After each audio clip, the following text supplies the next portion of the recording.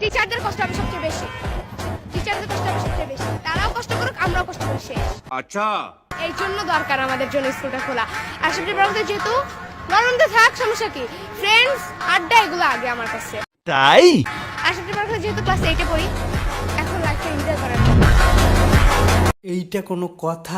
যদি কখনো সময় পাই তো ছেলে ফ্রেন্ডকে নিয়ে ঘুরতে যাই, যেমন আমরা কিছুদিন পরে যাবো বেলি রোডে, মানে এখানেই আসবো। তো বাবা মা সবসময় অ্যালাউ করে না, বাবা মা যেহেতু এখন একা থাকছে, তো ওইটা কি বলে, ওইটার একটা সুযোগ উঠেছি যে পড়াশোনাও করবো, আড্ডাও মারবো। আচ্ছা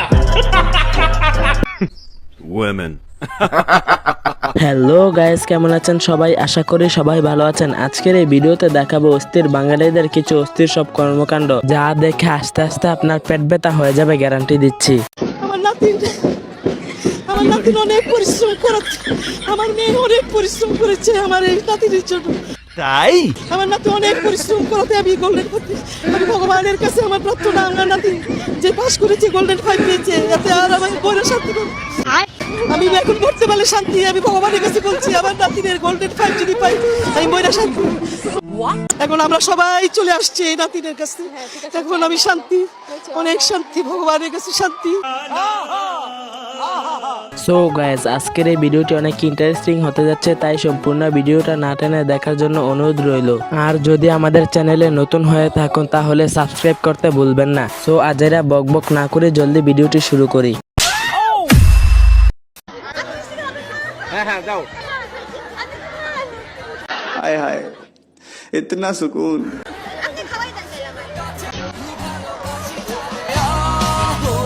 ओह यार प्यारी समझ गई। यार ये कितनी औसम है। সো গাইজ, শুরুতে দেখে আসি টিকটক এবং সোশ্যাল মিডিয়া কাঁপানো কিছু অস্থির ভিডিও, যা দেখে আপনিও বলবেন আরে এরা কারা। আমি খুব গর্ববতী, সরি গর্ববতী না। জি জি জি জি। আরে ভাই, এরা কারা? কি বলতে গিয়ে কি বলে ফেলে কিছুই বুঝি না আমরা। স্মেলে আপনি অ্যাট্রাক্ট হয়ে কারো প্রতি আপনি আকর্ষিত হচ্ছেন, এটা আসলে ওইভাবে কাজ করে না, আচ্ছা মানে রিয়েলিটিতে আসলে। সো এটাই আমার ধারণা, অন্তত এটাই ভাবে কাজ করে না। আসলে দৌড়ে তো আর কেউ আসে না পারফিউমের গন্ধে, কিন্তু হ্যাঁ, একটা মানুষকে ভালো লাগার পিছনে কাজ করে পারফিউম। তাই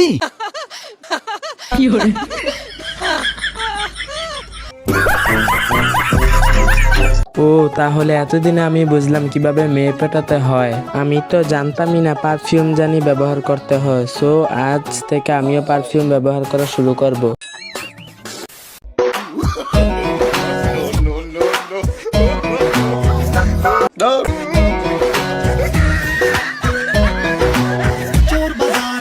এইটা কোনো কথা?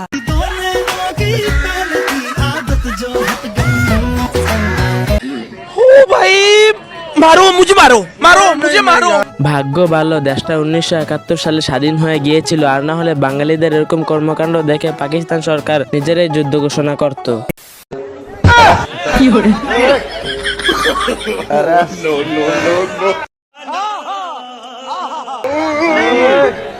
এগুলো কি সিস্টেম করলে বাড়ি বাড়ি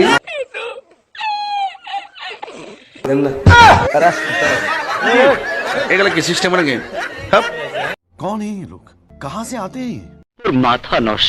ভাই, এটা কোনো কথা? আর একটু হলেই তো আমাদের তাহিরি হুজুরের ইজ্জতের বেইজ্জতি হয়ে যেত। আচ্ছা हेलो भाई ভাই চিনছেন আমারে? না, আরে ছোটবেলায় গলিতে গলিতে কত ক্রিকেট খেলছি একসঙ্গে, আপনার বলে ছক্কা মাইরা তক্তা বানাই দিছি। তাই কবে? আপনি ভুলে গেছেন। মেয়েরা রাতে একা ঘুমাতে ভয় পায় বলে আমরা ছেলেরা বিয়ে করি, তা না হলে বউ আহামরি তেমন কিছু না।